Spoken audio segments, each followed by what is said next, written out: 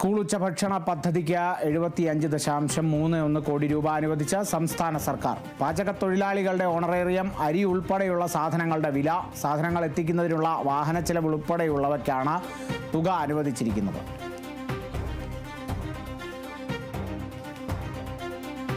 School ഉച്ചഭക്ഷണ പദ്ധതിക്ക് 75.31 കോടി രൂപ അനുവദിച്ചിരിക്കുന്നു സംസ്ഥാന സർക്കാർ. പാചകത്തൊഴിലാളികളുടെ ഓണറേറിയം, അരി ഉൾപ്പെടെയുള്ള സാധനങ്ങളുടെ വില, സാധനങ്ങൾ എത്തിക്കുന്നതിനുള്ള വാഹനച്ചെലവ് ഉൾപ്പെടെയുള്ളവയ്ക്കാണ് തുക അനുവദിച്ചിരിക്കുന്നത്. സുപ്രധാന പ്രഖ്യാപനമാണ്, സുപ്രധാന തുകയാണ്.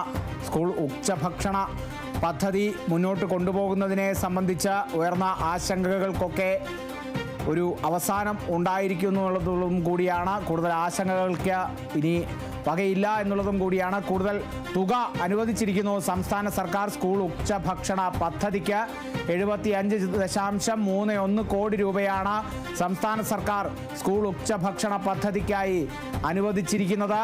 തദ്ദേശ തെരഞ്ഞെടുപ്പ് വരുന്നതിനെ സംബന്ധിച്ച് ഏറ്റവും സുപ്രധാനമായ ഒരു തീരുമാനം കൂടിയാണ് സർക്കാരിൻ്റെ ഭാഗത്തു നിന്നും ഉണ്ടായിരിക്കുന്നത്. പാചകത്തൊഴിലാളികളുടെ ഓണറേറിയം സംബന്ധിച്ചും മാറ്റങ്ങളുണ്ടാകും. അരി ഉൾപ്പെടെയുള്ള സാധനങ്ങളുടെ വില കൂടി പരിഗണിച്ച ശേഷമാണ് സുപ്രധാനമായ ഈ തീരുമാനത്തിലേക്ക് എത്തുന്നത്. അതോടൊപ്പം സാധനങ്ങൾ എത്തിക്കുന്നതിനും പ്രത്യേകമായ ചിലവ് വലിയ രീതിയിൽ ഉണ്ടാകാറുണ്ട്. ഇത്തരത്തിൽ ട്രാവലിനും അതേപോലെ യാത്രാ സൗകര്യത്തിനും ഈ അരി ഉൾപ്പെടെയുള്ള വസ്തുക്കൾ എത്തിക്കാനുള്ള സൗകര്യത്തിനുമൊക്കെയായി കൂടുതൽ ചിലവുകളൊക്കെ എല്ലാ കാലവും വരാറുണ്ട്. ആ വാഹനച്ചെലവ് ഉൾപ്പെടെയുള്ളവയ്ക്കാണ് ഇപ്പോൾ നിലവിൽ സംസ്ഥാന സർക്കാർ 75.31 കോടി രൂപ തുക അനുവദിച്ചിരിക്കുന്നത്. സ്കൂൾ ഉച്ചഭക്ഷണ പദ്ധതി മികച്ച രീതിയിൽ മുന്നോട്ട് കൊണ്ടുപോവുക എന്നുള്ളത് ലക്ഷ്യം വെച്ചുകൊണ്ട് സംസ്ഥാന സർക്കാരിൻ്റെ ഏറ്റവും സുപ്രധാനമായൊരു നീക്കമാണ് ഇപ്പോൾ ഉണ്ടായിരിക്കുന്നത്. ഉച്ചഭക്ഷണ പദ്ധതിക്ക് 75.31 കോടി രൂപ അനുവദിച്ചിരിക്കുന്നു സംസ്ഥാന സർക്കാർ.